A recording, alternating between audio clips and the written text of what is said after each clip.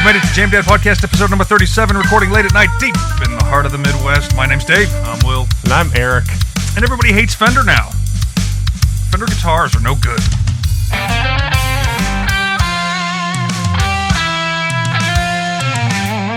Hit me! Have you guys heard about this? So, you mentioned something, and this, blows my mind, because, 90% of, Strats on the market aren't Fenders. Yeah. I just so happened, after you brought it up, I was getting videos on it on my phone. Oh, they're listening. Yep, always. Some guy was comparing it to a combo wrench. Like, everybody makes a combo wrench. Oh, and okay. Leo Fender thought that the guitar was a tool. Yeah. Not whatever. Yeah. But, yeah, he never really sought to trademark or copyright anything pertaining to the body. He did the headstock. Yeah, but, well, it's kind of funny because, that they sued over. But that was also... The Epiphone they did? Yeah. What did they sue for? They called that the lawsuit guitar. Well, I think a lot of those are misnomers. Yeah, it might be. But yeah, it's like if I said I was going to bring a Strat tonight, or if anybody said, we were going to bring a Strat tonight, we wouldn't know one way or the other what brand it would be or what collection of parts it would be. It's just kind of ubiquitous. It's a Strat. The old parts casters. In fact, if I asked a child to draw an electric guitar, if I asked Lily over here, draw an electric guitar, she's probably going to scribble out a Strat-shaped thing. Yeah, she leans toward Tellys. Okay. So what's their grounds? I mean, they just decided that they can, so they're going to? Well, okay. Kinda. So, and you said it was the EU too, so yes, Europe. Yeah. So, well, there's background to this. So, in the 2000s, I want to say 2003, they got a wild hair to go try to trademark the Strat, Tele, and precision bass bodies as their own thing. And at that point, I think the court decided finally in 2009 that this has been sort of in the public domain now, because we're talking about this guitar's been on the market since Eisenhower's been in office, and so by now it's such a ubiquitous thing that if you hadn't tried to police your trademark this entire time, 50 years at that point, there's no real point in doing it now. Yeah. So that kind of got thrown out, and that was 17 years ago, right? This latest thing is Fender, they won a case, and as far as I know, and I can't remember the numbers, I think they've been losing market share in a growing market, frankly. So the electric guitar market has grown, and they've lost a couple percentage points of that from maybe 35% of the market, which is enormous, but 35% of the market down into the high 20s or something like this. Don't quote me, but that's roughly the range. And so last March, they took a Chinese company to court in Germany, the Dusseldorf court. And this was a AliExpress type company that makes a bunch of replicas and stuff that looks kind of close to what a Fender guitar would be. So they take them to court, and the defendant doesn't show. This Chinese company doesn't show up, and so Fender wins by default in that case, and thereby wins on the grounds of whatever whatever their testimony happened to be, because no one was there to dispute it. Now, in Europe, you can apply for copyright if you have what they call applied artistry to a product. So the difference in IP law, the difference between trademark and copyright, they're two separate things. Do you know the difference? Hang on. Trademark is an idea or a product, and copyright is... Am I on the right? You're kind of hovering over the right idea. Okay. Yeah. So, trademark is... It pertains to essentially assuring that the consumer that they're not confused as to where their product came from. Okay.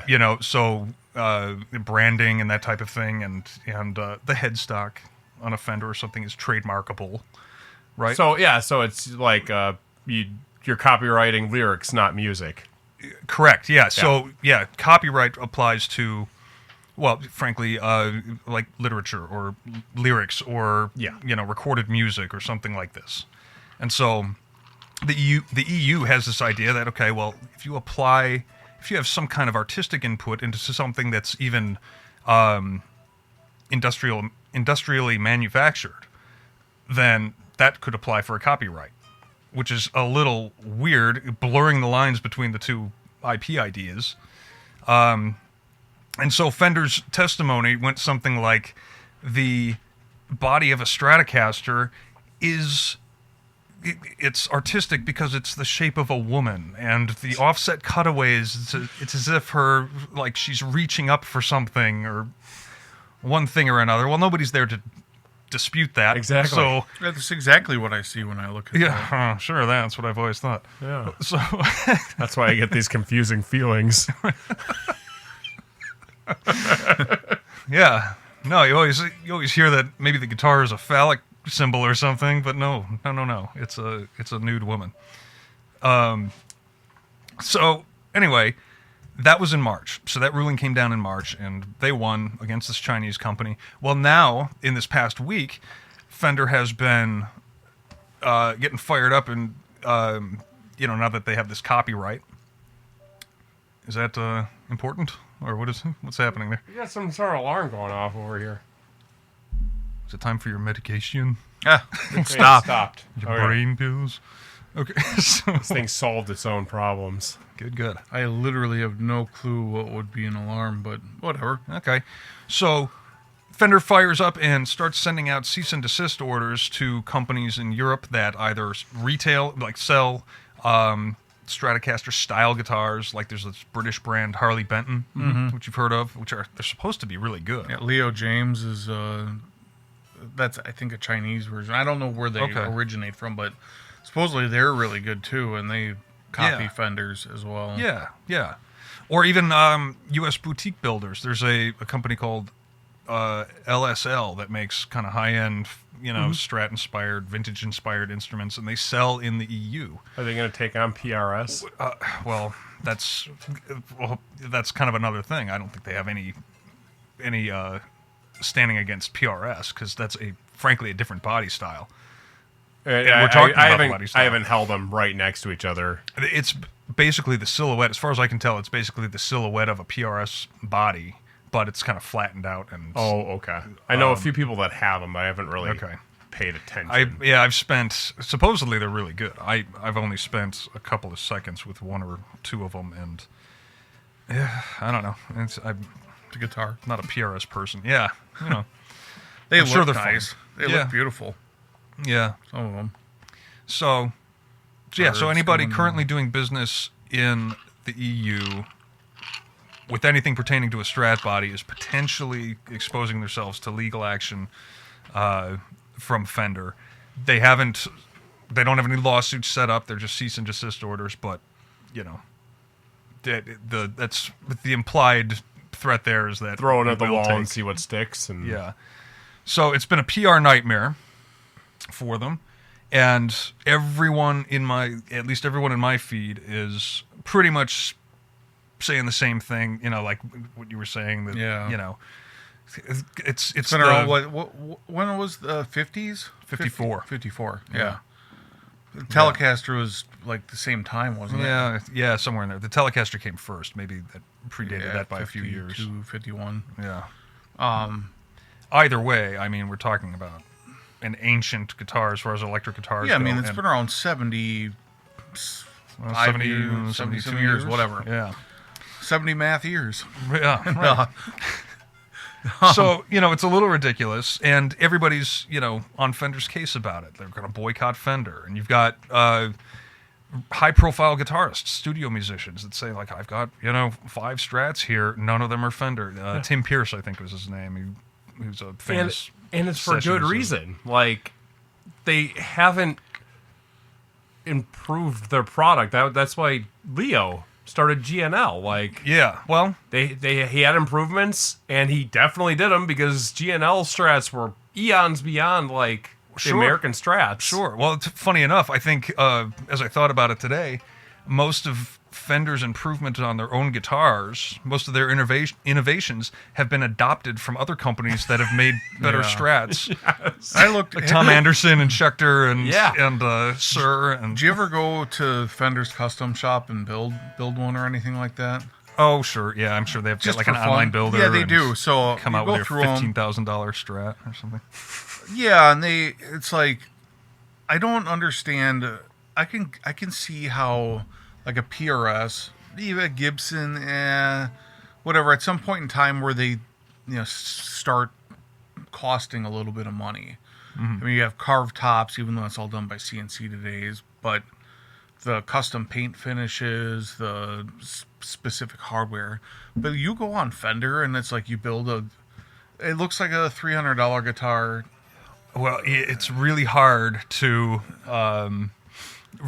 see the value proposition in a black Strat with a white pickguard that's from the custom shop, or and it's something that's $3,000. $1,000. And frankly, they're really close. And you can, if you're willing to do some work on them, you can get them really, really close. So, and even just then, provided the neck feels right, and even then, like the setup on them, they have their factory set up to a point. It might be a little bit more evolved, but they don't have it to where like your E string will, buzz. Or where they lower the action as low as they think they can get away with it versus what maybe like a pro player would be, their setup would be. Yeah, well, up and It's all down preference. Up and down their product line too. I mean, they've got, and you see why they're losing market share, if in fact that's the case. I believe that to be the case. But at every price point, in the low end, the mid range, and the high end, they've got competition at every turn. Yeah, I mean that's it's hard to put if I have $700 to spend, am I gonna? That's probably what a Mexican Standard costs now. Yeah. It used to be like 300, $400. Yeah, and I dealt with the Mexican American Standard. Strat was about $700-800 way back. Then, yeah. You've got 10 other options to look at. Yeah. At that price point. For a while there, like the GNL Tribute Series was like the $600 guitar, and it was way beyond like any American Strat, and that was their like bottom line. Yeah. Just right out of the box, right off the shelf. It was like, I remember the first time I played a neck on one, I'm like, wow, this is better than any Fender I've ever played. Yeah. Well, they did it right. They took their specs and their quality control to the Korean factory or whatever it was, and they brought them back, and I think they finished them in the U.S., at a U.S. factory. They used all the same pickups, if I remember right. Yeah. So, but all I have to say, like I dealt with that Mexican Standard, it was 25 years old now, but like that Mexican Standard that I worked on sounded great and it played great. It played all right, but it sounded really good. And to me, like the cost of the huge change of a guitar, it would be one finish if that made a huge difference, and for two it would be pickups, and I guess maybe the pots, but you aren't going over $30 a pot anyways. Right. At most in custom shop guitars. Right.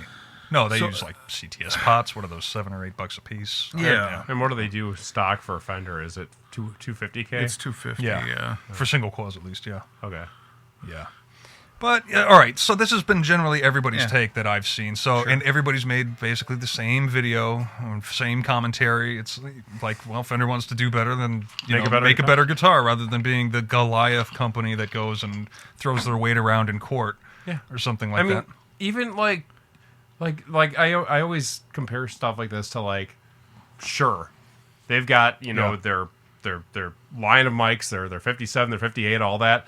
And that they sell them. They still sell them. But that's not all they make. They keep improving. They keep R&D. They keep making it better. I mean, they've got the Beta series, and then they got like the Nexodyne or whatever. And they just keep improving. Like they've got like 4 or 5 different versions of the 57 just because someone else is going to make a better version, so they're going to make sure that they're on top of it. I think they have a much wider market, though. I mean, Possible. Fender markets itself as kind of a legacy brand, and they are. And so, like, if you want the same guitar that, Jimi Hendrix. Yeah, Jimi Hendrix Jimmy or Page. Eric Clapton or whatever, SRV, you can get that flavor Yeah. from them, and maybe you can somewhere else too, but it doesn't have the little name on the headstock. It's not going to have the resale value. Blah blah blah blah blah. So there's something to that where people aren't looking for the innovation necessarily. Guitar players are pretty conservative as far as that goes, I think. Will mentioned Page, and I think his Telecaster doesn't get enough recognition. No, I was thinking of somebody else, but yeah. It's okay. But So- his Telecaster doesn't. He used it on way more recordings than all the pictures of him with a Les Paul. Yeah. I was thinking of Pink Floyd. Oh, Gilmore. Gilmore, Yeah. I don't. But this has been roughly the take. David But Gilmour. I don't know wondered. why I said Jimmy Page, but anyways, keep going. I had wondered, because I think this way somehow, like if everybody's saying the same thing, everybody, like there must be a point that's missing somewhere, right? And so my thinking immediately was, yeah,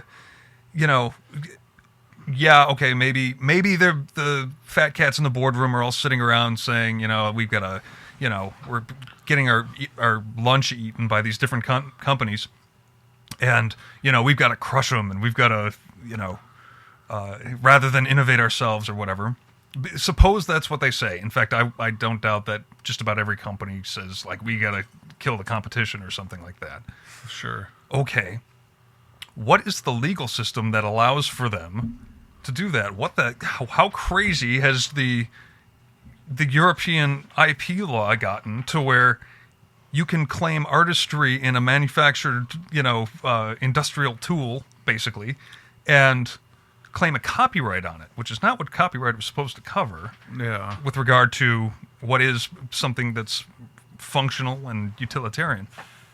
And so this has been a slide, I guess, for the past 8-9 years or so, starting in I guess 2019, when there was a clothing company whose name I forget now, but they sued another jean manufacturer for having some kind of little flourish or something like that was similar to theirs. Okay. Is non-functional, is decorative or something like this. And they ruled the same thing, that it was applied artistry to and allowed a copyright to this. What I find interesting about it is almost everybody copies somebody else's. I mean, how many Les Paul copies are out there? Well, see, but that's the slippery slope that people are now claiming is like Yeah. what's stopping Gibson from going and doing the same thing. Well, not a whole lot, evidently. No. So then, I mean, they went through that in the 80s with Heritage and all that, didn't they? Not Heritage. Yeah. what was- Ibanez, I think. I don't know. Greco. Well, what was the big one? Because they were claiming that they were using metric instead of SAE. Oh, yeah, I don't know. But, it may like- have been Tokai or Greco or Yeah. something. Because they have, like, you can still buy them. And they Yeah. look great because they got the exact headstock. But if you measure it, it is not exactly the same because they Well, use metric. I think Greco just copied them straight up, although they're Japanese, right? Yeah. Greco? Yeah. Heritage is made in the same factory that The Kalamazoo in factory. Yeah. Oh, okay. Yeah. So I don't know exactly Those how are that former all- Gibson employees that Yeah. fired that up after Gibson went to Nashville or something. Yeah, and I can't. Is the headstock the same? No. Yeah, I don't. No, they they changed altered it a it, bit. Yeah. But then there was another case in 24, I think, between what is the company called? Vita. They own this big furniture company that owns the rights to, or the license to manufacture Eames. Sure. And so some Chinese company was making DSW chair replicas or something like this, and they claimed the same thing. They claimed the supplied artistry. They gained their copyright. They also, in that case, denied reciprocity amongst states and countries. So, like if, for example, in the EU, you don't own this copyright, but in the US, you're technically free and clear. They disallowed that.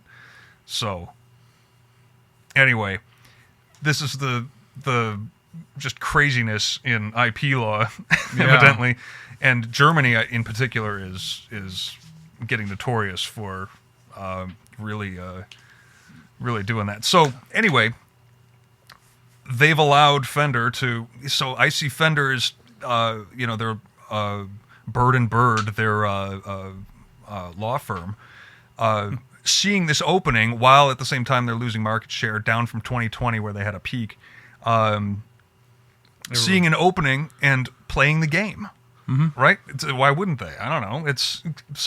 How much of it is the fault of Fender for trying to keep their shareholders happy, frankly, and spying an opportunity, a loophole in the law, not really a loophole even. It's just a nutty law. Well, and they aren't suing anybody. They're throwing out a feelers. We'll see how it goes. They're just trying to get them to stop manufacturing first on their own accord before they start throwing. Well, they've also, so part of the cease and desist orders had gone to retailers, and there was a ridiculous thing in there where they're requesting that they destroy their current inventory, recall stuff that they had sold. Like somebody's gonna, if you bought your Harley Benton or something, the store's gonna call you up and say, we need that back. Yeah. We have to go bulldoze it. By the way, we're not going to pay you for it. Yeah, that's insane. So that's kind of a reach, but yeah, no, we're not for that creep in legislation. None of that would be possible. I see this taking the negative effect, like the Metallica Napster lawsuit did. Yeah. Where I think people are just going to turn on them as a company. Yeah, for a week or so until the next thing comes up. Until they release the next American Strat in like turquoise. Yeah, well, and we're a forgetful bunch. You're in the music industry. You might have heard it over the next couple weeks or something like that. Because it's been around for a couple months now. I just read something that like even back in March they were. I'm sure when they won the lawsuit. Yeah, that was the initial ruling. Yeah, and I mean I look at guitar stuff all the time. All of a sudden after we talked about it, things are popping up. But yeah, in my mind, I'd still probably not that I was looking to buy a Fender, but I don't. Again, I would forget about it in 3 months and buy one or something like that. They'll take depending on how hard they push and how big a thing this ends up. I don't think any of those boycotts that happened, like with all the political stuff too, I can't think of any of those companies that went under because of that. No. And Budweiser's still around. Winger. Yeah, that's right. Yeah, Beavis and Butthead ruined them. Yeah, they were selling out arenas, and then the dorkiest kid on TV is wearing a Winger shirt, and they couldn't fill a small bar. Yeah. Well, speaking of Metallica, I mean, they're as big as ever today. Yeah. So, I mean, and they were a couple years after that. Yeah, I mean, that fiasco. It took them. I would have to say, I mean, a lot of people turned on them from because they got weird, like really weird, as like just super full themselves from like that era of like 2001 to maybe like 06, 07. Okay. I can't think of what. Because like Death Magnetic then came out, and then all of a sudden they like just chilled out. They like did that records. The big thing was that Record Store Day surprise concert in LA. Okay. They played they just showed up at some random record store. Shit was already there. Surprise concert, and they played like an entire set for I think there was maybe like 150 people were allowed in the store. Oh. And that was like the turning point of them not being so weird anymore, and their heads probably deflated a little bit, or they at least realized, we can lose them. I recall Lars kind of being the face of that. Yes. The anti-Napster cartoons. He appointed himself kind of the ambassador of. Mm-hmm. Do you remember all of those vignettes that he was doing for the Grammys?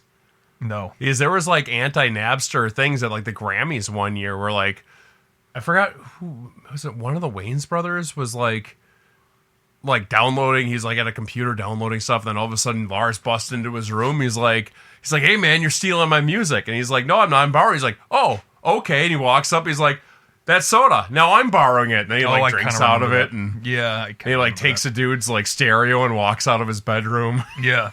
God, he's such a hypocrite. Well, Oh, sorry. yeah. They really weren't able to see where things were very obviously going with regard to that. Hey, look, they have to be the most profitable rock band or metal band or whatever ever. I bet. Yeah. I bet. Yeah, I don't know if right. they're billionaires. They're definitely one of the most transcending. As far as like, my Aunt Barb owned Metallica CDs and she would listen to it in her car.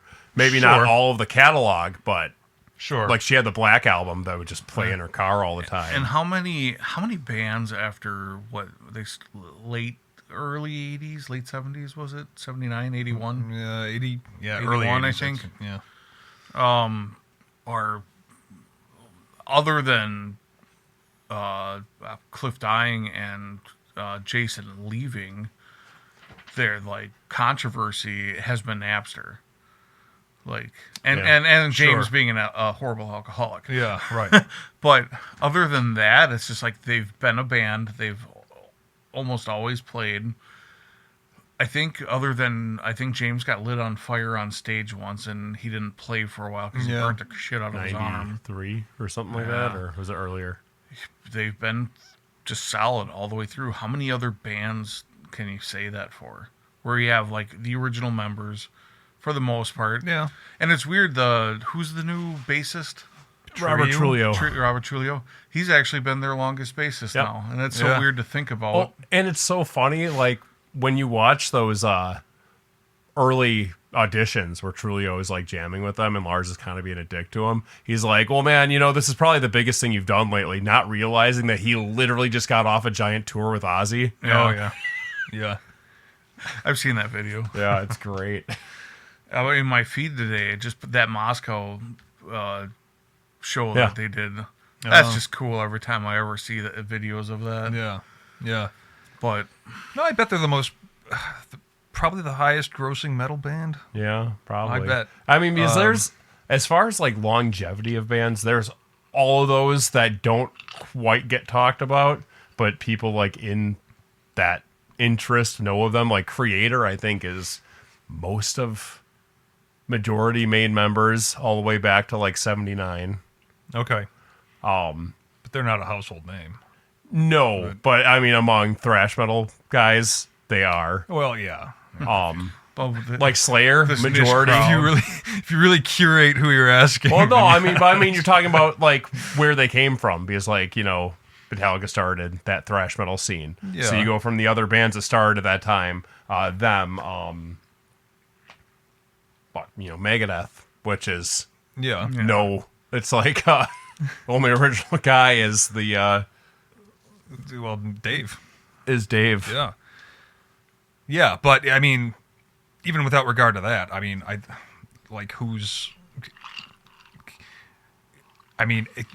okay, the Stones probably gross more. Yeah. Aerosmith maybe. I could see that. The Eagles, but they're in that echelon. They're in that strata. ZZ Top, even though the bassist died. Yeah, I don't know that. Billy. Well, I don't know. I mean, Billy Gibbons, and that him. I guess you don't know about the rest of the band because you never hear. There's only three of them. There's Billy Gibbons, Dusty Hill, who's dead, Dusty and then Beard. Frank Beard, the only guy without a beard. And he was like their guitarist tech or something, right? Wasn't he? Or no, I'm sorry. I don't know. The guy that they have playing with them now in Dusty Hill's spot was like their guitar tech. Oh, okay. Yeah, I haven't seen that's them what since it he was. died. I don't know. Yeah, that happens a lot. Yeah. I saw ZZ Top at Summerfest. Yeah. Yeah. I saw him at Alpine. That was a great show. That may have been 25 years ago, but So they were Easily. still kind of spry. You keep saying 25 years ago, and I'm thinking of like, am I a kid or am I a teenager at that I time? don't know. Like, You were a fully functioning adult. 25 years ago, I was 15. we were How old we were freshmen. Yeah, Yeah. 15 or something. Yeah. Yeah, I was we drinking. were starting a band. I was of drinking age in Wisconsin, so I was like 19. You I could think, see over the bar. when I saw him. That's Hummerfest. I don't think I have not seen. That's when I ZZ saw Top. Danielle's tits. Daniel. Danielle. Yeah, Danielle's. Yeah. Anyways. Moving on. Is this your mulligan? No, I don't give a crap. Okay. Mel already heard me. I can hear her stomping upstairs. Yeah. Which reminds me, text from my wife. I'll throw this out here real quick. Yeah. Can you make me one, Dave? Because I have no clue how to do this. I Oh, was yeah. going to ask you, but you were on a roll with Fender there. Okay. All right. And see. I got that bib and tucker down there. That was pretty good. I got some proper 12 upstairs, too. Still. There's a splash in there. I'm gonna try. Do you want to swap gins? Yeah, I'll try the other. Did you like what you had? Was it all right? Okay. I mean, That was good. all right. Mel texted me on the 16th. What is it, the 18th today? Oh, it's the 20th. Holy shit. Pepperoni? I'm all right. I think I'm gonna grab a glass and have a pour of I got whiskey. a glass. Okay. I got a glass over here for you. Lily slipped and a turd popped out. Oh, good. My fart Oh, well. fell on the floor. That's what my kids used to say. Yeah. So that was the fun text that I got from my wife. I said something to her the other day though that I thought was personally funny. We were eating some Mexican food. Oh man, I don't remember how the conversation came up. We were talking about health, and I said this meal is either going to go through your thighs or in your thighs. So that was my funny saying to her for the week. Nothing too exciting. Sorry, We- I'm gonna be in your way. No, it's fine. Yeah. I'm just I'll sit You over just here. stand there and lurk. I'll wait for the ice. Interestingly enough, yesterday I almost hit a turkey. My truck. And then she went for a jog, and a turkey ran out in front of her. The turkey almost hit her while she was Wow. jogging. And then today, on my way to pick up my daughter, I did hit a turkey with my truck. Wow, Yeah, so it's kind of been a fun turkey trot day. crazy. I saw about 5 deer within 2 miles of here Really? driving in. I'm at the point with my vehicle where I'm not braking for deer anymore. You're just waiting for the insurance one. You got full coverage on that thing? I've got comprehensive. Ah. Good enough. There you go. Thank you. Swirl that a little. Yeah, the put some extra ice in premium for the full coverage would like surpass the value of the vehicle in a year. So I Yeah. Yeah, time to go hunting with that thing. yeah. Well, shoot, when And maybe we- admit to it on a podcast beforehand, right? too. That'll sound great to the adjuster. Hey, I didn't say I was hunting for them. when Mel and I combined our insurances, my truck was fairly new at the time. And, Oh, that's much better. oh, great. So I'm looking forward to... No, I made them both with the same... Oh, you use the good stuff? yeah, I didn't use Okay. these. We're having Negronis, by the way. Not to cut you off. Oh, that brings up, let me just talk about the tale that I posted. The what? Today is natural... Oh, yeah. I'm going to mutilate this word here, and you're going to correct me. Go ahead, Dave. Go ahead. I can't remember. the word. Aperitif? Aperitif. Aperitif, yeah. Day is tomorrow, which is tomorrow, actually. Is it tomorrow or was It's the third was it Thursday. tomorrow yesterday? It's the third Thursday in May. So it'll work out well because this will post basically at midnight. There you go. So today, by the time you're Yeah, listening to this. which is a decent excuse for a pre-dinner classic like a Negroni, a Spritz, or a dry vermouth base drink. And since our podcast was our first drink the Negroni, It may have been. I think. Oh, you've been dealing with the drinks. Yeah, I haven't lately. gotten to episode 1 yet, but Oh, you sent the list the other day. oh yeah, my quick list. Well, today's the Negroni. Ooh. Today is the Negroni. And- I haven't had Maker's 46 in a long time. Yeah. Is it good? It's quite tasty. Yeah. Compared to the. You Bib- could make a Boulevardier with that, Oh, great. which is also tasty. Oh, wait. No, that might have been our first drink. Oh, that could have been. It was the whiskey cousin of the Negroni. Yeah. Right? Yeah. As stated. So on Negroni, episode we made 4. them equal parts Hendrick's gin, sweet vermouth, and Campari. And then, which is the way we always make them. And then Eric could have a Negroni coming up where you just replace the gin with bourbon. So he probably won't, though. I won't. Probably not. I'm okay on the whiskey. But I've been working on getting the website together. I had a moment yesterday to kind of get some stuff together. So what I did, the process was kind of PDF. fun. Yeah, I sent it as a PDF because I dumped it all into a Google Doc, and then I probably could have sent the Google Doc, but in fact, expired. it's in our Gmail Google Doc thing. Oh, sure. So we post all our episodes on YouTube. I went to YouTube with Gemini, that's Google's, like the Chrome browser AI or whatever. And I played the YouTube video, and Gemini read the transcript of the AI transcript of the podcast, and I just kept asking it, "What's the drink?" And it said it was X, Y, and Z. You know, you had the Negroni or whatever it was. And I went through every episode, had it make a full list for me, and now it remembers me window to window, or account to account, or whatever. And I said, okay, well, let's start with episode 36 last week. What's the recipe? And it goes, brrr, here it is. I go find a stock photo, throw it up there. It's like, boom, now we've got a recipe for that one. And I did 36 through 20, so reverse chronological order. Yeah.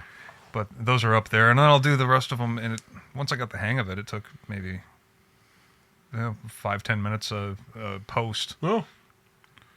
Yeah, So- it's just doing it. That's Yeah, it's a great grind, amount. kind of, but all the heavy lifting is done by the robot. So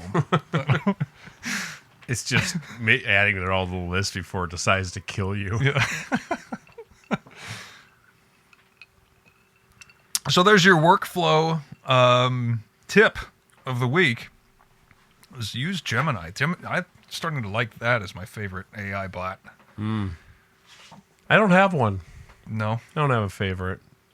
Kind of just you. I mean, I'm very scarce on my use. Like what did I use it for? And it was like perfect. And I'm glad I thought about doing it. An invoice.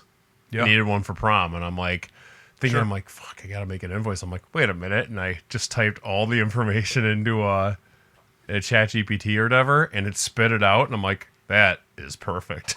yeah. Some things, there are things like if you're doing if you're actually writing something, if you're going to do an article or a blog post or something like that, by the time you tell it, there are people who just kind of punch in an idea and then, and you can always tell. You can tell Like there when are, it's AI. yeah. Oh, But I got something to talk about in a minute. okay, well, by the time to actually get something good out of it, something readable, that doesn't have the all the little tells, the AI tells, like it's not that, it's this type of framing. Like it's not you're not riding anymore, you're driving. Yes. And honestly, that's Yeah. that's really brave of you. So to get all that out of there, and you end up having to be prompted enough to where you could have just written the damn thing Exactly. yourself. And it's So this festival I'm playing next week, they designed some web designer apparently designed an app for the thing, and this venue where it is, the ranch outside of Eagle, they do a lot of festivals there. yeah. And so they want this app for like kind of a base note of like, for stage locations, bands that are playing the festival, they give them like a brief description and then a link to, their page and all that so you can check out their music. And then you can also make like your own schedule. You can heart or star a band and it'll tell you, put in your schedule about what time, what day. Yeah. It's cool, but it was very apparent that the person 100% relied on AI to make it. Sure. And almost completely lazily, because none of the bands playing are popular enough for AI to know who the fuck we are. So our description was a foot stomping, acoustic driven, I think it's going to be a Celtic band, the Malones, and they thought, and it said that we had like Celtic folk backing, and I'm like reading, I'm like, okay, either they got us confused with this other band Bellins that was also playing the fest, so that kind of relates to them. But I'm like, but no, they just typed our name into the guy who doesn't even know who we are. He just typed us into a generator. It spit that out. He's like, oh yeah, that sounds great, and Yeah. Yeah. had us at as like acoustic folk rock or something. And like this other band, ska band from Milwaukee. Did your audience show up expecting? Well, no, so it didn't happen yet. This is next week. No, okay. But because we're gonna live up to our name, we're covering a Flogging Molly song. Okay. Just because that's us. But there's another band, the ska band, 5 O'Clock Charlie from Milwaukee. They've been around for like 30 years or something like that. They what were they? Blues rock Americana. It was like their description, and it's like talking about how their full horn section like really brings home like the blues vibes. But when you read the verbiage on like every single description, it was all the same. It was like adverb followed by like 3 adjectives, and then and it was like every single one was the exact same thing. Yeah. Yeah. Same word count probably. Yeah, exactly. Google Gemini's depiction of us sounds like a fun listen. Oh God. Here, I'll read through it real It quick. knows a little something about us too, because I spent a lot of time with it this week. Well, it is. How much? A lot of the beginning of it is similar to, I think, what we have written up on. Probably the Red AI Circle. garbage on the. Oh, that too. Yeah, because it still talks. There's only 2 of us, and I don't think we've updated something to have Eric's name on there. But the Jamdad podcast is essentially like a late night basement hangout session recorded in real time, hosted by 2 longtime friends, musicians, and cocktail enthusiasts. I guess I'll Show that fuck myself. operates with a very relaxed, unfiltered vibe. Liking that. The content is a mixed bag of unscripted topics, usually heavy layered with music and gear, cocktail drink experiments, blah, blah, blah. Deep cuts from the back of the liquor cabinet, I think was something that you Wasn't that added. description on the website? Yeah. Probably. I'm It was pretty on sure it was. something, yeah.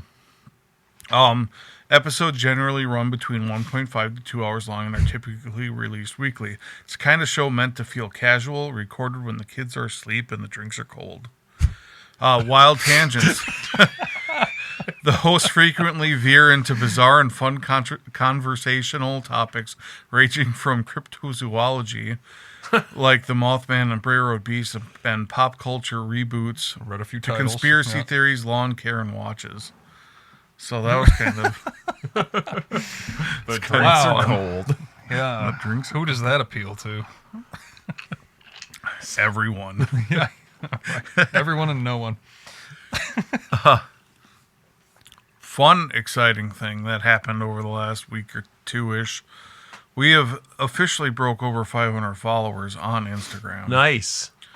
To the point of where even when they get rid of the bots, we're still above 500. So So find a way to make 500 Instagram followers plus blank equal profit. Yeah. yeah. If they all just gave $5 a week or something, that would be. Well, a lot of it Something. comes along from We need the a cigar, Patreon. the cigar background of things, and we haven't done a whole lot with that lately. Now that it's spring to summertime, hopefully we can. I review like what I have on there, but I also have a lot of similar things, so I don't repost a lot of Yeah. the same stuff. But we should go on a little adventure, and we can post, if we meet up at Lake Country Cigar, I will say the best cigar I've had in weeks was that Don Carlos at Lake Country. Yeah. because I've been in my own little, kind of rut, and I don't feel like spending $1 bajillion a day. So, Yeah, no, I get it. This glass is broken. Oh, is it? Got a crack in it. would you like a new gotta- one, Your No, Majesty? I'll still use it. I'm You just got a letting you know. crack in you, but we don't throw you out. You sure? Feel replaced. You're here, aren't you? I am late. I feel like I had other replaced places by to Ryan. be. Ryan was fun. Yeah. Yeah. Don't worry, Ryan always a can't good come time. every week, so we need somebody. We need somebody to fill in when he's not here.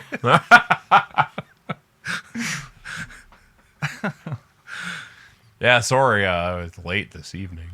Oh, you got here about 5 minutes after Dave. Oh, didn't did I? Okay. Yeah. Something like that, maybe 10. Yeah. It was worth I it was, though. It I was. was here at 9.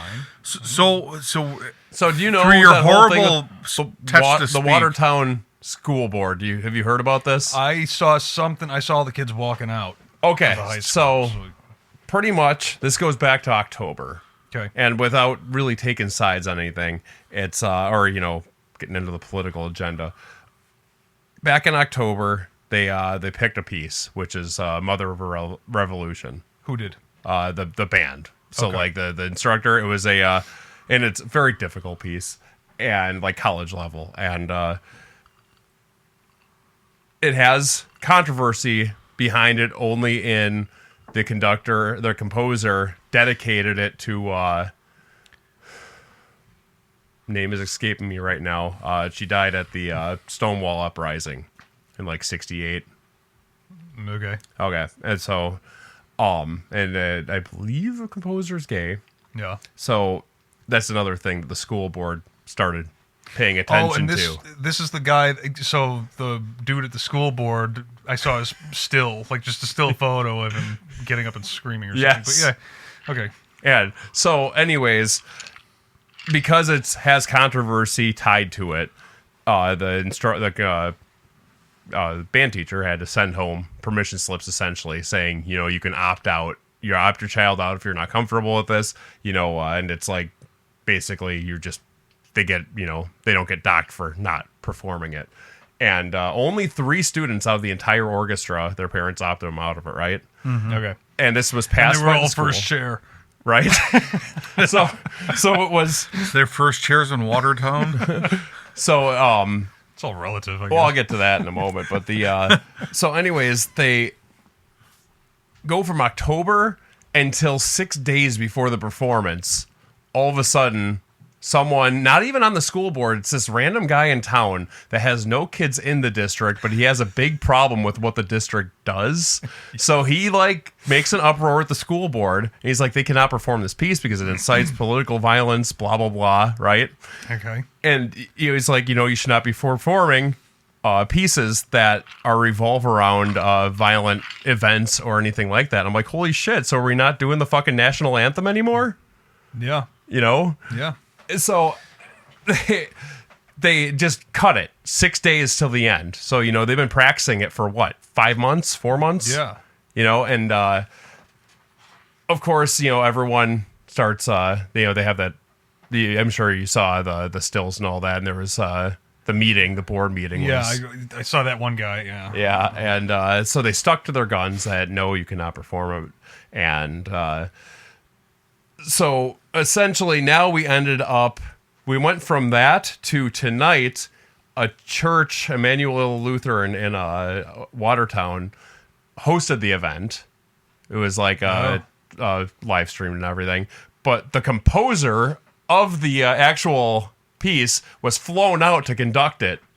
Wow. That's amazing. Yeah, it really was. And Wow. so, yeah, Ty and I got standing room only. We waited in line for probably only about 15 minutes. And then it was only like 300 capacity in there. And then we were able to, they let us finally in just to stand in the back. Yeah. But, yeah, a friend sat in also and played with the band. And because some of the students, after all the controversy, they just bowed out, which is fine. Yeah. At some point, you do what you got to, but they brought some alumni in and then other people, and it sounded fantastic. Cool. Okay. Really, really good. And it was just an overall fun night of, of course, there's all the people that turned into like political activism and all that. Mm-hmm. But aside from everything, it's like,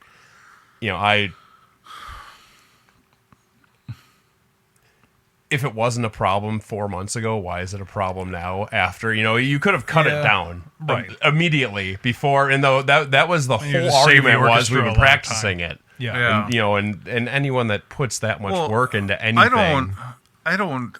My whole thing is I guess I don't know the whole story behind it all, but it's just a piece of music and lyricless music, but because it was dedicated to a trans person that died in the 60s.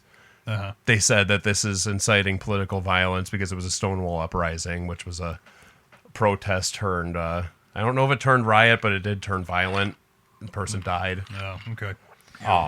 But yeah, so... See, I had heard, I guess, the version I heard was that it was primarily because the composer was gay, which I thought, like, you never play... Bernstein? Like, do you ever play We Will Rock You at the football game? Exactly. Yeah, I'm like, if we're going to start paying attention to who's gay in the composer field, like, holy shit, like Bernstein, Tchaikovsky, freaking Queen. Yeah.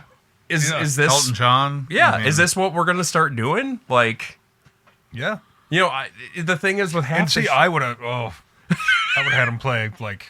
some George Michael, right? Exactly. I Want Your Sex. Because the thing is, like, when half the people are doing this, because, like, especially stuff like that, like Queen and all that, and Elton John, most people that are listening, I would have to say, even 99% of people are listening to it aren't listening to it for, the recognizing gay rights or anything like that. They're listening to it because they like the fucking song. Yeah. Right. Yeah. Well. But I was happy there wasn't some giant protest going into it today. Yeah, like there weren't people like counter protesting. It was very just subtle. We waited, went inside, saw the thing, was cool, and left. Which I was happy about. I saw a video or a short clip of all the kids walking out of the high school. And yeah. The first thought was like I would have been on the side of whoever was walking out in high school. I would have taken any position I needed to. That's how it always is with all of that stuff. That was South Park episode. Yeah. Okay. Where the kids walk out and they don't even know why they're walking out, but then they get interviewed on the news. And Garrison's pissed off because they looked like idiots. That happens in every time. Yeah. College, even college. Top of a hat. Yeah. All right, I'm out of my desk. Whatever. But like, it was interesting because like, even like, the football team got behind him on this. Yeah. And they showed up to support him because they're like, imagining they practice all freaking summer and then just the school board decides, you know what, you can't play for whatever reason. Yeah. So that's... they do that. They do that with the third stringers and nobody gives a shit. The sixth graders. I felt so bad for those sixth graders last year during the football games. Because I'm like, even when the team was losing by like, 4 or 5 touchdowns, just let them go in. Yeah, let them just take a snap or two. You're not maybe those kids should drink their milk. Then they'll have a shot. Don't be 12. Oh, speaking of milk, Eric, did you buy any of the True Blue milk? I did. I thought I sent you a picture of it. Oh, maybe that's how I saw it. Yeah. It was all right. It tasted like... Did it taste different? Yeah, it was like... It wasn't blueberry, but maybe it was blueberry flavoring, but doesn't actually taste like blueberry. Sure, like wild berry. Yeah, it was something. It was like berryish. And where's this from? Or blue raspberry. Okay, so because of Star Wars. So unless you know in Oga's Cantina, in that opening section where Luke Skywalker's drinking that blue thing of whatever. Is that supposed to be milk in the movie? Ish. Milk from something. Yeah. In the new trilogy, what color is the milk he's drinking from those animals? I honestly don't remember. It's like in Demolition Man, where he's eating, Stallone's eating that burger. And he's like, "Oh my god, beef!" And they're like, "There's no beef around." And he's like looking around. There's just rats running everywhere. It's like, that's a rat burger. It's pretty good. Like, there's no cows anymore, dude. I still want to know what the seashells do. Oh, I can't remember that. So movie. Oh, it's where he goes into the bathroom. The and three there's seashells? there's oh, no you don't know toilet? about the three I seashells? can't- Yeah, there's no toilet paper, and they're like, he doesn't know about the 3 seashells? Wasn't that Rob Schneider? Yeah. Yeah. Sandra Bullock. Yeah. Wesley yeah, Snipes. He really licked his butt. It's kicked. Movie's great. Yeah, I It imagine opens is. up with Wesley Snipes just face deep in a big pile of coke, Oh, which was pretty accurate at the time, I suppose. Yeah, sure. when he's drinking the stuff in the episode 9 or 8 or whatever it was, it's like green. Okay. But he was like, he milks like an animal while he's there and then drinks right out of the thing, and it's really gross. For whatever reason, Is even that though the, it's like, was that in The Last Jedi? yeah. Well, I don't know if it was the 8th or the 9th Okay. one. I'm vaguely remembering where like she goes to find Yeah. Luke Skywalker. Which is like, they hit a lot of amazing like thoughts and ideas in those movies, and they fell flat in a lot of other places. It sounds like they might like forget about them and then just do like a reboot. Oh, really? But then I also like they heard, did with Halloween. yeah. But then I also heard that Daisy Ridley's in a new Star Wars movie, so it's all confusing. I don't follow up with it as much as I used to, and I forgot to turn on that TV, so I have no clue where we're at with anything. Oh, it's fine. We're at 56 minutes. Ooh. It's going quick. Yeah. So it's equal parts everything? Oh, yeah. I can figure that out. However much you want. So Lou Graham passed away this week. yeah, you said that. So, how old was he? He was in his 70s at least. I think it was 71, 72. Yeah. So like it was interesting because the same summer I saw Lou Graham and then I saw Foreigner. Yeah. And when we saw Lou Graham, it wasn't great. I remember wasn't- leaving. It wasn't great, but, you know, he was the voice. It was the right? voice, but like he was like, you know, For those of voice you out wasn't there, quite Lou, there. He was all bloated and for those of you out there, Lou Graham was the original vocalist of Foreigner. Yeah, and and they when we later parted ways, and Lou Graham toured doing his own thing, basically Foreigner tunes, and then Foreigner was still touring under Foreigner. Sorry, so Yeah. there's he it's fairly obscure, probably. I don't know. you know, I saw Foreigner. They had Jason Bonham drumming. That was awesome. Did I see them with you? What? Was I there? I can't remember if you were there or not. I know I we remember saw seeing Jason Whitesnake the Bonham same. in something. Maybe But I almost know. we got in a fight maybe I'm with this thinking couple that was at the show, and we were on the same picnic table as them. I can't remember if you were there or not. of But who the hell gets in a fight at a Foreigner show? drunk people. Yeah. And teenagers that are just up for messing with drunk people. Yeah. But anyway, Because their audience was old at the time. Yeah. I mean, this is like, this is 20 years ago. yeah. But yeah, so You the had to have been Grammy, a teenager in like 1980 or something. the whole time that we're watching, I mean, just keeps, and that was Riverfest. I liked that festival, yeah. and right on the Fox. But like, he just kept reminding us that he was in Foreigner. Like in between every song, he would remind the audience, like maybe someone new walked up. He's like, I used to sing in Foreigner back when we Yeah. were doing that thing in Foreigner. This is what we did. And I remember when I saw Foreigner, they didn't say shit about Lou Graham. Well, of course not. Everybody knows Foreigner.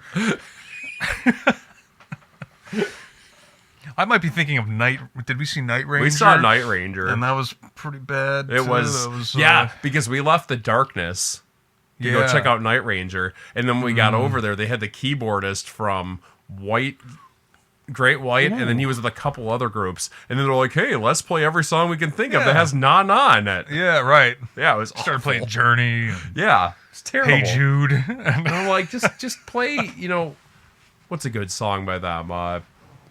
Don't tell me you love me. Don't Tell Me You Love Me. Yeah, yeah. Not even Sister Christian. I want to hear Don't Tell Me You Love Me. We didn't bring it up, and I know we mentioned it in our chat, but David Allan Coe died in Yes. April. I saw him in concert, in probably, I can't figure out, in my late 20s, I would say, or mid to late 20s. Did you go see him at the place in Cudahy? No, I saw him at the Waukesha Expo Center. Oh, you went to that show? Okay. Yeah, it was awful. I heard it was awful. Ooh. Yeah, most of them were awful. My friend Brandon mixed them down at 1175 or whatever it was called then, in Racine or Kansasville or whatever.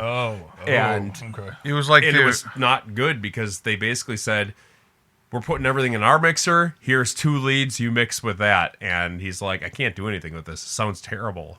Halfway through during the break, he's like, no, this is how we're doing it. And he fixed it, and then it sounded better. From what it sounded like to me, it sounded like they were trying to play 100 watts through a 50-watt amp. And it just was crackling and loud and annoying. You could barely hear anything because it was just so much like just bad noise. Yeah. And the band before them, it was some, I don't remember anymore, but it was some lady, front lead was a lady, and they sounded amazing. I saw... Was it Envy Becomes Her? No, it doesn't. Because they opened like a bunch of shows of that. What a pretentious name that is. It really was. It used to just be called Envy. And who's that girl that lived on the corner of I? She'd come to your parties every now and then. She's kind of like a tomboy. Her sister worked at Fork in the Road. Or she owns or she lives there with her husband now, I think, on the corner of I and LO. I think I and LO. You're thinking about Nicole? Yeah, Nicole. Okay. New stop signs over there on LO. Well, I just Beulah Nicole. Road. It was Beulah. It was a Beulah. I don't remember. I met her there, which was funny. She asked me for a dip. Oh, okay. Sounds like Nicole. Yeah. It's not too often a woman comes up for you and asks you for a pinch, you know. But yeah, it was good times. It sounded awful. We left and went somewhere else to drink because you couldn't even be in the freaking building. Yeah. I wanted to see him, and I think even that show, it was one of them I was talking about going to, but like the shit that I wanted to hear, he wasn't going to play. So I wanted to hear the Underground album. Yeah. With like fucking in the butt. You remember we'd listen to that in my Cadillac? Yeah. Yeah. While you were in the back seat together? Yeah. No. He was playing like bars and stuff, and then all of a sudden you have to fill the expo center. Like, what are they carrying around with while they're touring? Yeah, I said it sounded like crap. But his son was playing the guitar then. Okay. And I think his son played all right. That was about all I remember. Speaking of children of country stars, John Paycheck Jr. He was just at Shank Hall. Huh. The son Who is that? Johnny Paycheck. Oh. Speaking of, he had the hit with Take This Job and Shove It. David Allan Coe wrote it. Okay. He was a really good country guy, like the country that I like. Sure. Yeah. And his son does decent stuff. I don't know these people. Oh, it's okay. It's Take that this twang. job and shove Yeah. it. I ain't I don't know. working here no more. I kind of recognize the tune. I don't know. Well, we're at about an hour in. Are we going to hit up any of our normal? Well, what aren't you wearing today? We could do that. That's the segment you go to?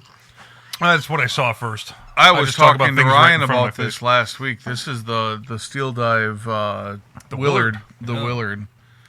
He was talking to me. He's like, the loom on like everything he has just kind of sucks, and he just wants to get something with good loom. So you have a Seiko? I don't know if Doesn't he he does. hate Seikos? I don't know if he does or not. You should get a Seiko. Yeah. Get a diver. Oh, Invictas. That's what Get he the hates. yeah. Yeah. And He the hates a lot loom of on stuff. mine sucks too. The Invicta, that's no good. Yeah. But the Seiko Seiko will. as long as you get like a newer one. I'll go to bed with it, and I'll peek under the covers, and it'll still be glowing. But I was telling him about this. I'm like, this thing is just freaking. You know, if you get it lit up, it'll shine half the night. It's Yeah. amazing. Yeah. And my couple Seikos that I have aren't as good as this, Okay. but mine are a few years old now. Well, Yeah. the one's newer, one's a little older.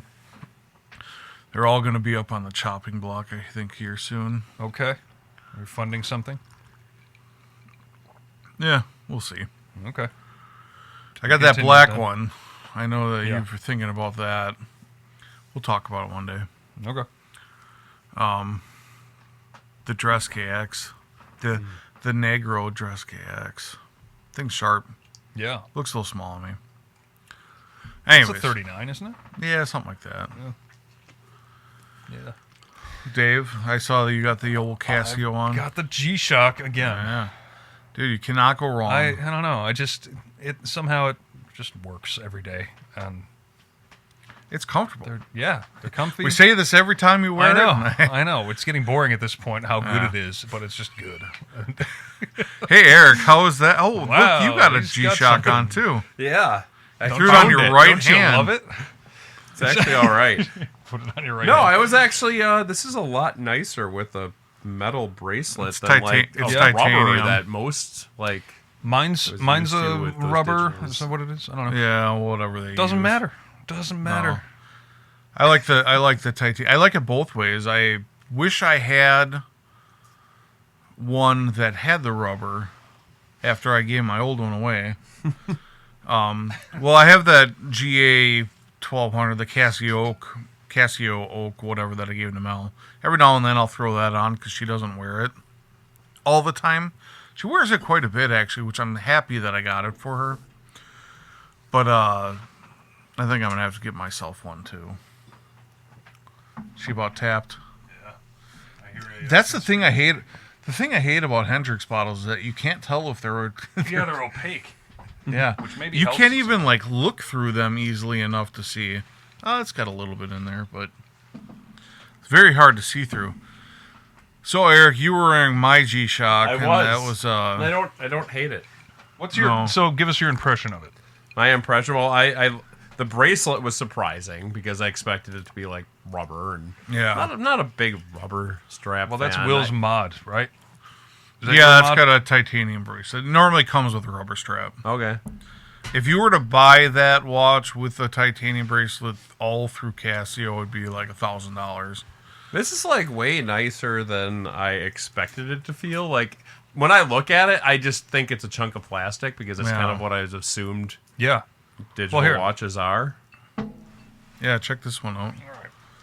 And put it on and just see how it feels too, because That's a desert island watch. Like if you actually had to live on Crusoe's Island or something like that and collect your own berries or whatever. This is the watch that you'd want. Yeah, it's atomic, it's solar, world time.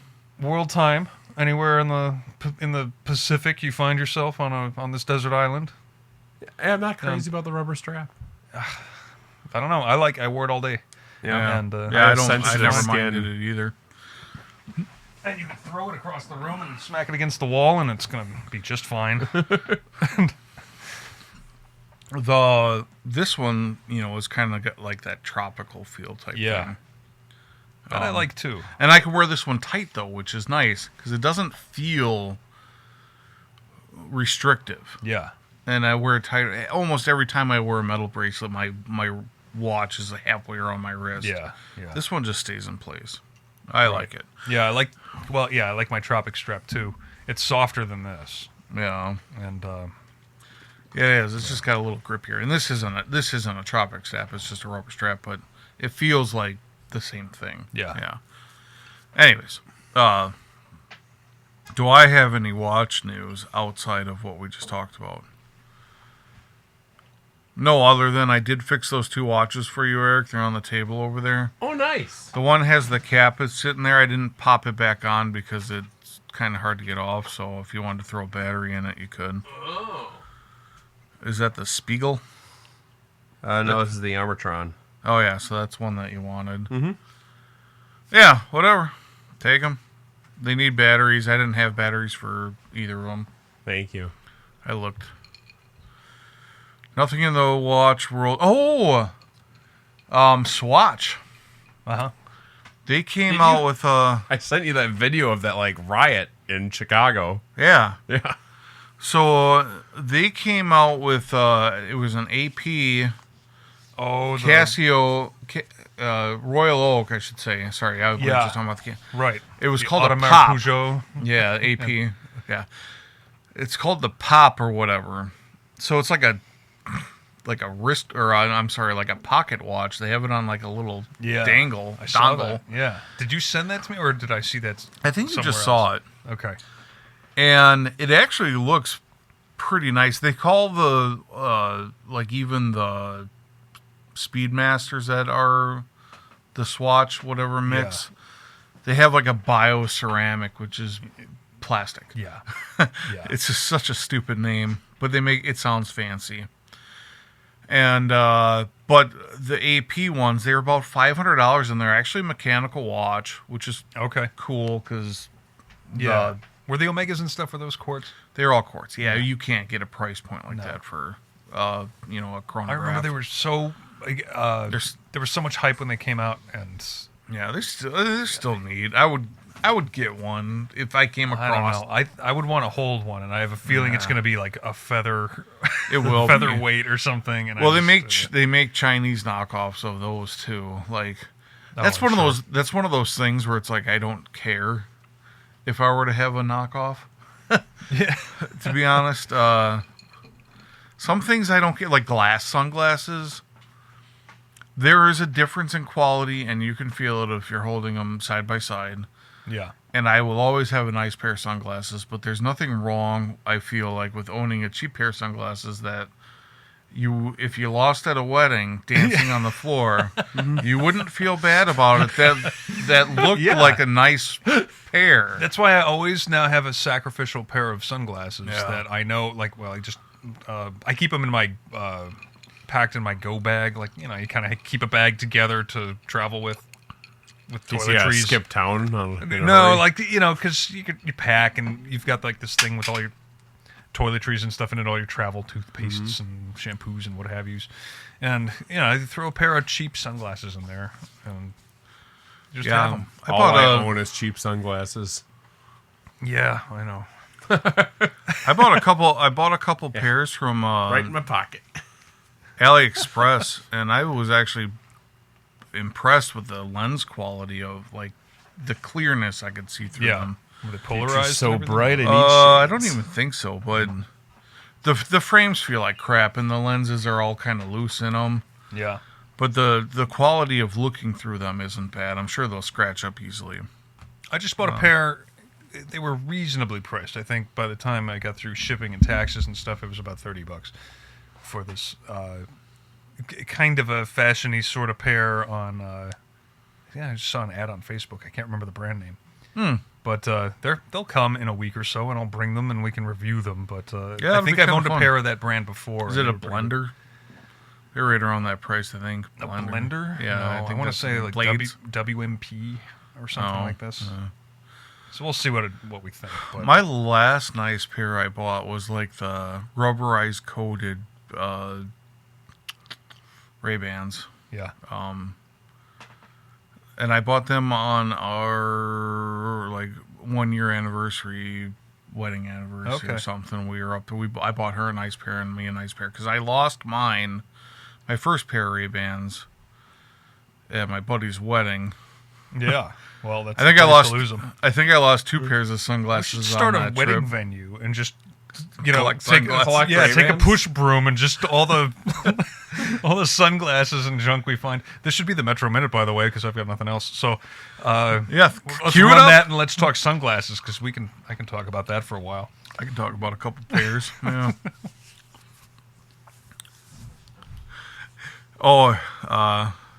If I can hear it, it'll be kind of funny. I'll just talk in the background of it playing. Hopefully they're there. Hopefully they're there because I had to turn them off last week because we didn't listen to. We didn't do it at all. It sounds like a conspiracy. Yeah. That's a conspiracy theory. That's a conspiracy theory. Yeah, Did I throw it in the wrong? Those get mixed up.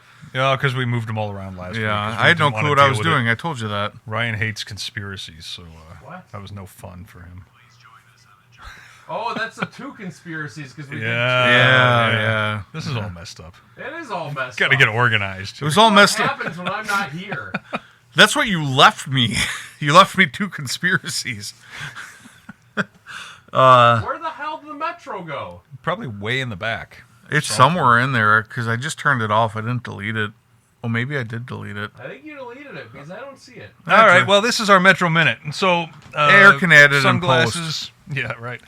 So Pit Vipers, they came out with a new new pair.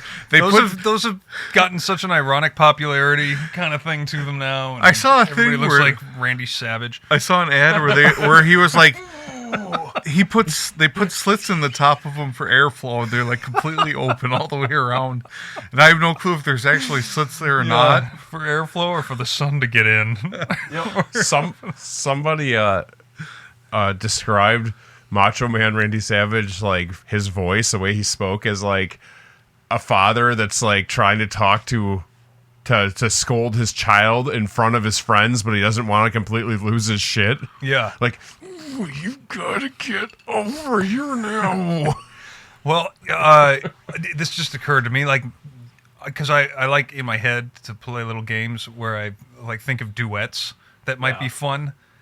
And one of them was always Dave Mustaine and Billy Corgan. Yeah. You know, so another one might be Randy Savage and James Hetfield. Right. I always thought James Hetfield and his name, the Green Ranger. His name's escaping me. David Power Ranger? Frank. Yeah. Jason David Frank. Jason David Frank. Oh, that guy. He like made the same sound effects as James Hetfield when he Oh, fought. sure. Jason David Frank. Is he the guy who killed himself? Yeah. His girlfriend killed him. Don't worry about that. That's my theory. This is a whole Kurt Cobain situation now? Yeah. So supposedly, well, he had anxiety and depression and all that kind of and stuff. his brother killed himself. Jason David I Frank? just watched a Power Rangers documentary or something. Oh. It was some show. Yeah. And he was Sounds at interesting. I think It he was was at interesting, he was at a hotel. Tragedies all over the place. He was at a hotel in Texas, I think. And they fought with his girlfriend. And then his girlfriend left the room and then came back and he was dead. Yeah. Hung himself in the bathroom or something. Yeah. Or I thought it was pills. No. I thought he was hung. Or Jason maybe I'm David- confusing he with was- Chester He was Bennington. hung. Really? Yeah, the Yellow Ranger, I think, she was Car killed in a accident. Yeah. There was a Red Ranger curse or something like that. Yeah, because the first guy is in jail for money embezzlement. Yeah, and he's out something else. now. Yeah, but I thought he was going back in for something else. Like, Is he? Because he's been doing cons a lot lately. Has he? Yeah. In jail. Right. Because I follow Amy Jo Johnson, and she just posed with She in jail? what was his name? Well, Rocky was the second. Rocky was the Ranger. second one. Uh, I want to say Jason Jason- Alexander, but that's not right. Well, his name is Jason in the show. Yeah. But I don't remember the guy's name. He reminds me of like an Italian, the way he looks now. Right. Yeah. I don't know why his name's escaping me, because I could do trivia on this at most nights. Yeah. Well, we put you on the spot. Yeah. This is not very Metro. That kind of is. They were all handsome. Right. That entire thing like still baffles me that they like just took a show that already existed, took all the action, and just shot like 11 minutes an episode of like American Kids. That was something else. Yeah, and they all made like, I don't know, $500 an episode or something. Yeah. Yeah, and like that's the Yellow Ranger has like a package, like a giant package during the fight scenes because it was a man in Japan. That's why that's the only one without, like, the only female without a skirt. Oh, yeah. Yeah, because Pink Ranger had a skirt, Yellow Ranger didn't, but that's because in Japan it was a dude, and if you like watch all the fight scenes, you just see this like enormous like package. I just remember the epidemic of all the like third graders fighting on the playground. There were like news stories about just watching them kick each other in the head. Well, that was like Ninja Turtles. I don't know if you ever paid attention to like the original movies or anything. Oh yeah. Well, So- when I was a kid, yeah. Yeah. So like the first one was borderline dark, like the comics, like the Eastman comics were supposed to be. And then they wanted to stick to that same tone, but they liked what Jim Henson did with the Creature Workshop, but they didn't like that they didn't want to invoke violence in kids. So they wanted to make sure that they weren't using weapons. That's why in the second movie there's no weapons. They were using sausages that instead of nunchucks, and they made it more cartoony because that's why the second one has like very little fighting and violence, because they were trying to tone it down and make it more cartoony. The first one was great. I remember. I have all these memories of seeing this stuff. Like something that sticks out is like that one kid goes to like the hangout or something, and the guy offers him like he's got 2 cartons of cigarettes in his hands. You know who that is? That is Sam Rockwell. Okay, who's Sam Oh, is Rockwell? Yeah. Yeah, he's like a real accomplished actor now. Yeah, he's known for dancing in every single one of his movies, Okay. which is pretty great. The standout that I can think of is Iron Man 2. But he's got a whole bunch of shit now. Yeah, he's in a lot of stuff. In Oh, he was the bad guy in Charlie's Angels. No. Okay. But anyways, Yeah. I think he's even been nominated for an Oscar. Yeah, his like cameo and like, or I shouldn't say cameo, but like his like staple or whatever director's thing is he always dances in like all of his things, and they actually asked him to dance in a music video, and he's not like classically trained or anything like that. He just kind of dances for fun. Okay. And he does like this like 4-minute long dance in a music video, and it's pretty fun to watch. Like Napoleon Dynamite. I hate that movie so much. I don't even know what you're referring to. Oh. Or is it like the what were the videos that Chris Walken would dance in? And it would be Yeah, one very uncut similar. scene. Yeah. Like Very similar to that. It has the exact same feel. yeah. And I know what my you're life. talking about. I don't know what song it was either. Oh, fuck. I remember watching that movie, and then I think we all fell asleep to it, and then like just the credits were To playing. what? Napoleon Dynamite. Napoleon Dynamite. So Credits were back on DVD, Oh, like main yeah. menus. Yeah. Oh, They just looped. Yeah. I used And- to. oh. I like slept through the Finding Nemo like loading screen once, and I just remember waking up like every like 20 minutes just hearing like the same phrase being spoken. Yeah. Ellen DeGeneres just yapping in your ear. But I didn't like Napoleon Dynamite like the first probably 10 times I saw it. And then one day, Why would you watch it more than once? because Trista loves it and Elijah loves it.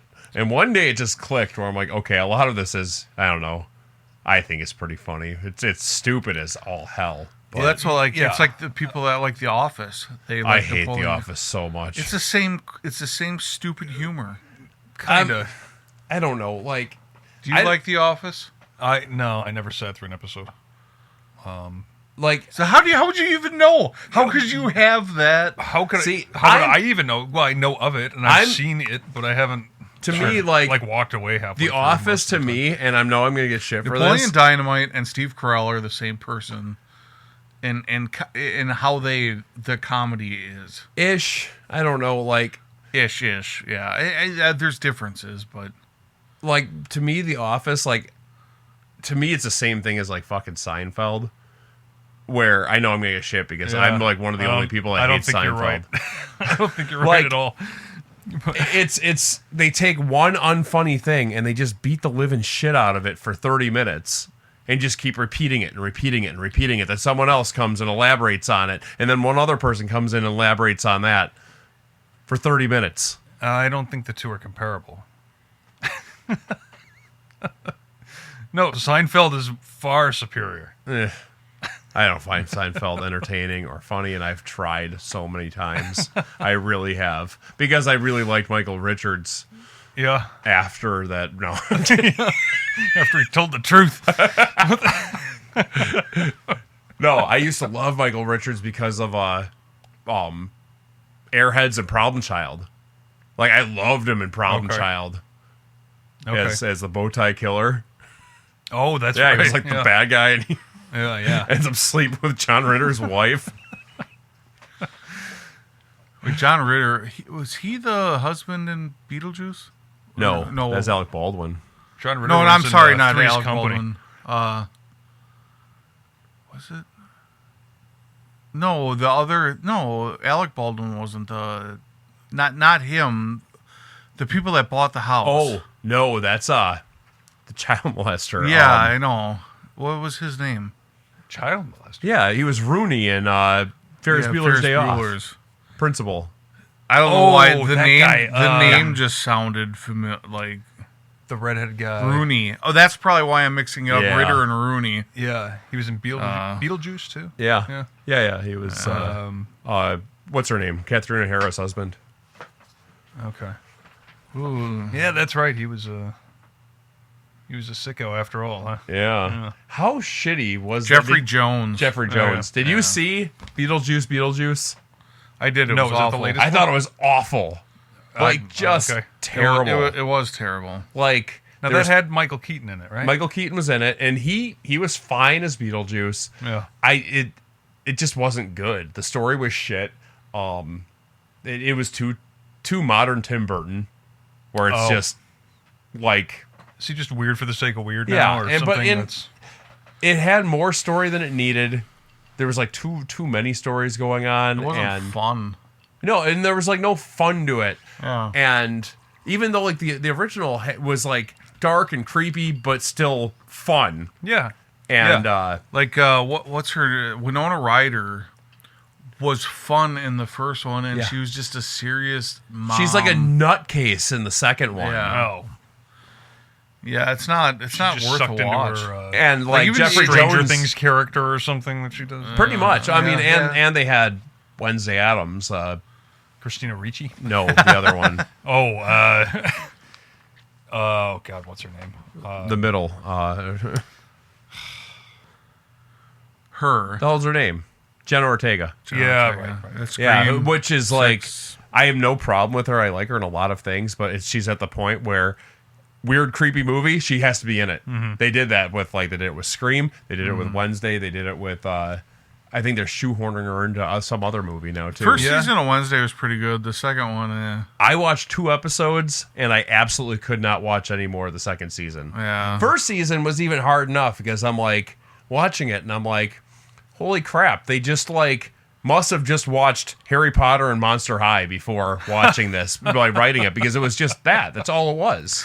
Well, Yeah. and like her whole persona is that whole family's persona is like death and all of these things. Mm-hmm. And then she's like, her dad was accused of murder, and she's like, that can't be true. Yeah. And I'm like, really? Yeah. Because it seems like you tried murdering your brother 1,000 times, and Right. Go I- play with the guillotine or something. yeah, but yet your dad might have killed somebody, and you have to defend him throughout basically the whole season. Yeah, It just seemed Was that the plot? I never. It was part of the plot. it was a partial plot. Ryan watched it. I never. It was. I never sat The down first and one watched was entertaining. The second season was I awful.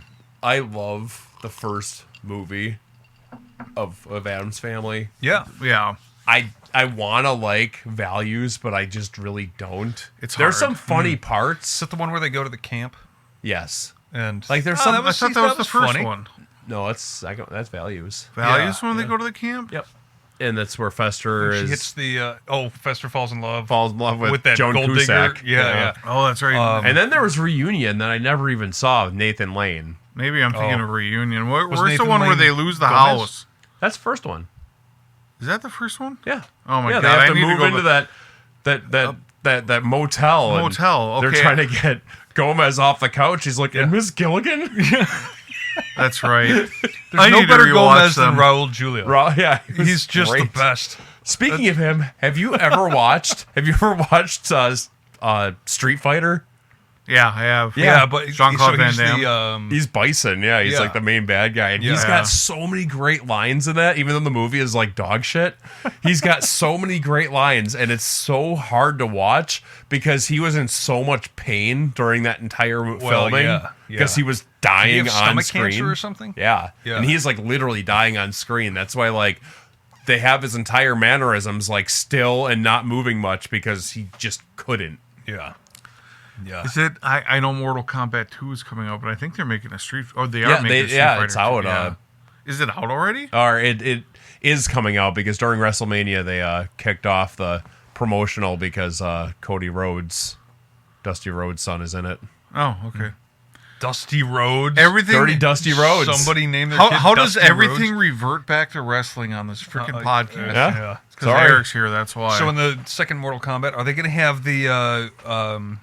Did you see the first newer one? No. Well, then you're probably going to bring up something irrelevant. Yeah, now. I was going to ask if that original Sonya Blade was going to be in. No, She wasn't even in the second original one. Well, They replaced they her that for one was Annihilation. awful. Annihilation is one of the worst movies I've ever seen. It's fun. It's fun though. Well, like they just replaced the entire end with like absolutely terrible CGI of like a dragon fight. I just like the worlds where As they show opposed it. to It's the just like a first one. purple It's sky like scorpions and thunder going. thing. Oh, the first one's actually a decent film compared to the Annihilation. I love the Yeah. first one.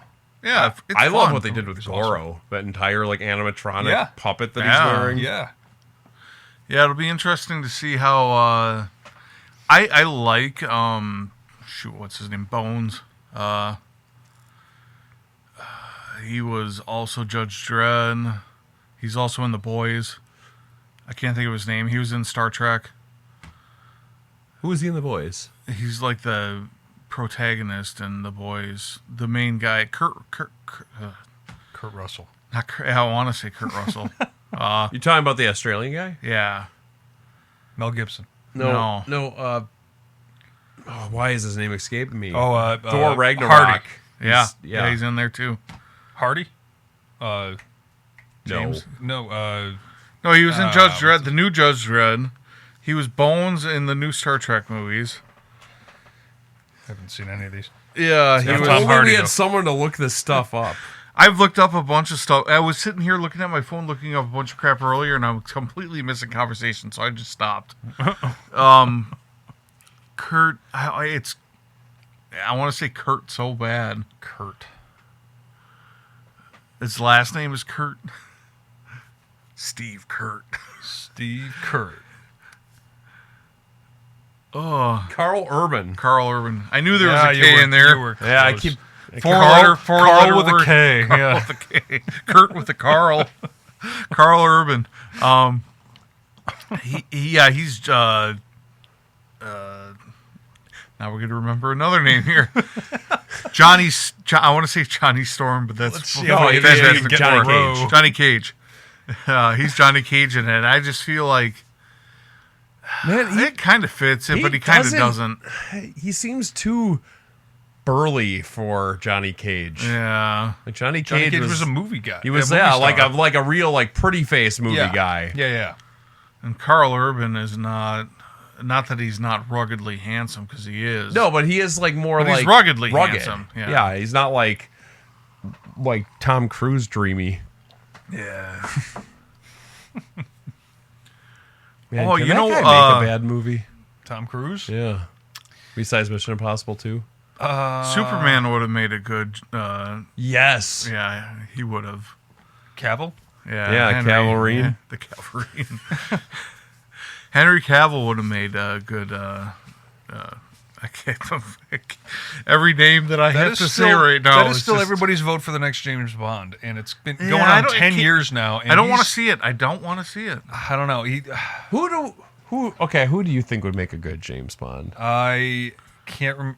These are all actors that are unknown to me. The people I see in the running. So the guy I would like to see is Sam Hagen. I think, who is in Yeah. one of those smut shows that Carla watches. He's a Scot, Scottish. Okay. You know, I got that. You know, Oh my god! but What's that show called? Outlander. Outlander? Oh, okay. Yeah. Oh my god! She's gonna give me a hug for remembering that. 'cause she's a I haven't sweet seen lady. him in the running very much anymore, but So am I crazy to think that like Statham would make an okay 007? yeah, I am. he doesn't have the look. No? He doesn't have the look, and he's a martial arts guy, and he's old. And that's Yeah, the he thing is too old. is it's got to be under 40. I think, because not Eon anymore, but Amazon. If you want like 3 to 5 movies out of somebody, and at the rate they're going at one movie every 5 years or Yeah, I something. guess. You know, They might bump it up. I mean, if Amazon's running it now, you get one every 2 to 3 years. But even so, if you start at 30, you can get them to 50. I mean, that was basically where Daniel Craig was. yeah, Tom sure. Felton. Now he's too ugly. See if we He can get actually a did good- ugly up pretty quick, didn't he? Yeah, and then fucking Neville fucking Neville became the prettied up. dreamy one. Yeah. Let's see if I can find a picture of him in a suit. Tom Holland was in that list. I don't want to see that either. No. No, He's too dorky. exactly. There's nothing smooth about Yeah. that guy.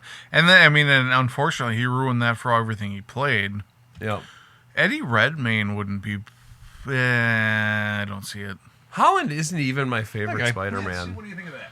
Well, of course, Tobey Maguire is Sam Raimi's Spider-Man. Right? I could see that. Get a Scottish guy back in there. That's not bad.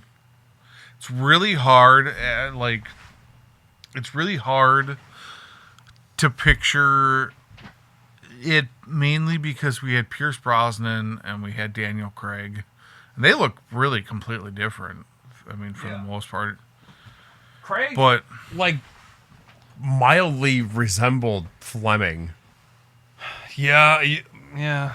He had the facial structure, I guess. Yeah. So to me, that was But- like, because Fleming like wrote it about himself for all intents and purposes. Yeah, rough, loosely. Yeah. But yeah, I don't know. The imagine if I wrote a story about myself and walking up a flight of stairs. that'd be thrilling. And going to bed because the show should be over by now. Yeah. Yeah, we're at 1:36. Okay. Oh shoot! Anyway, there's been a fairly diverse look for all the actors. They've generally been, you know, Yeah, tall, dark, and handsome in the whole thing, like Connery, Lazenby, Dalton, and Brosnan. But then Moore was not quite blonde, but brownish He was hair. too old for the part. He was 40 when he started, I think. Crazy, because I thought he was like 60. yeah. Well, How old was Sean Connery when he was doing that? Because he felt he like started when he was 32. I really think, in okay. So Dr. he was No. pretty young. Yeah, and then by the time, But he came back, right? Like that was. Well, kinda he came back for that. for Never Say Never Again, when he was Roger Moore's age, I think. Okay. And that was the same year that this was 82 or something. It was the same year that Octopussy came out. Yeah. And so there was the dueling bonds because one of them, Sean One of them's Connery's not one canon, was right? Yeah. Yeah. One was Ion and one was One was, yeah, it was whatever production however it was, company. yeah. But then Connery came back for, I think, Diamonds Are Forever after Lazenby. No, Lazenby was way earlier. No, well, yeah, that's what I'm talking about. He came back to the Eon production. Oh, yes. For Diamonds Okay. Are Forever after Her Majesty's Secret Service, Correct. because they thought they were going to revive the series with Connery, and that Yeah. turned out to be a not very good movie. But I like Dalton.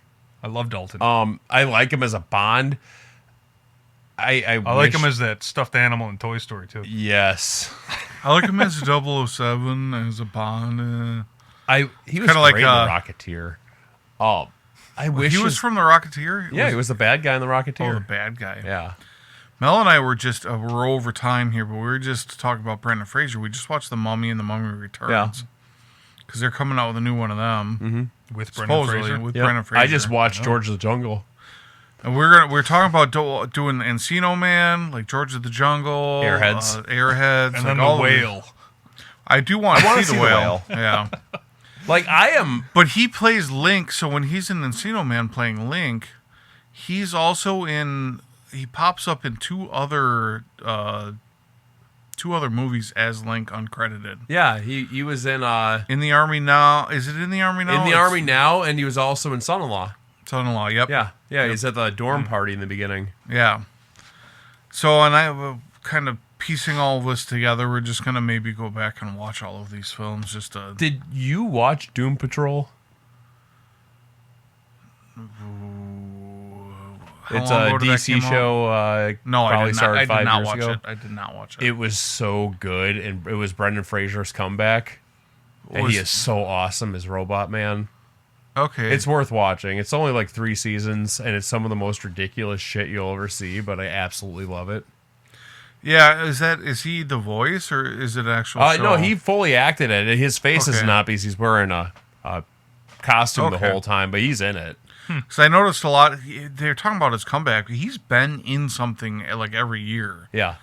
It's just random small parts here. He's in a or new parts there. movie right now. Pretty serious one. I can't remember what it's called, though. It's about D-Day. Yeah, that's what it is. Oh. I don't know what it's called though. I want to see Batwoman or Batgirl or whatever. The shelved DC movie. I have not heard of this. Really? So they shot this entire frickin' movie, right? Where it was Batgirl. He played Firefly. Brendan Fraser plays Firefly, and then Michael Keaton. It was his first comeback as Batman? As Batman.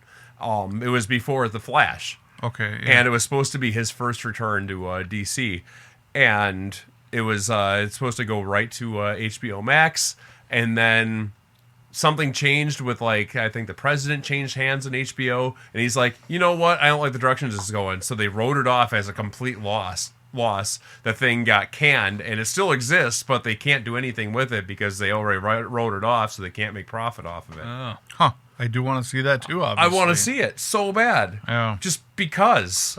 Anytime I get to see Michael Keaton as Bruce Wayne, and then I really want to see Brendan Fraser as Firefly. He was the Flash movie is complete. Yeah. Well, we're gonna close out here, Dave. Stay here. We'll just close out. Yeah. The Flash movie is complete garbage, but Michael Keaton made it. Superwoman was actually amazing in that too. I did not see it. The Flash movie you still haven't seen? No, I saw Flash. I didn't see Superwoman. Or No, Superman. I'm talking about the Super. Oh, yes. Superwoman in Can't- there. Can't remember what her name was. Yeah, it doesn't matter. She was amazing though. Yeah. Anyways, you can get a hold of us at jamdadpodcast@gmail.com. Hit us up on Instagram, Jamdadpodcast. Go figure. We're on Apple, Amazon, Spotify, all major podcasts. And we have a website now, and Dave's making it do things and stuff. Go drink the drinks we're drinking with us, Yeah. and lots of recipes up there. We are so there going to try figuring out our drink more than 2 hours in advance. So when you're listening to us on your ride into work, you can have a nice cocktail Yeah. and listen along with us.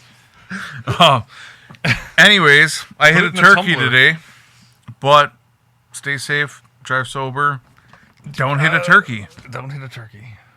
I'll just